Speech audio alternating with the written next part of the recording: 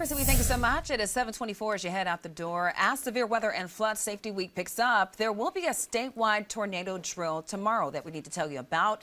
Public schools, state and local emergency management departments, and others will all be taking part at 9 a.m. Now, people are reminded to shelter indoors in a safe area or room and away from corners, windows, and doors, kind of like what these children are doing right here in this video. During the drill, you can expect cell phone alerts to sound along with other emergency messages.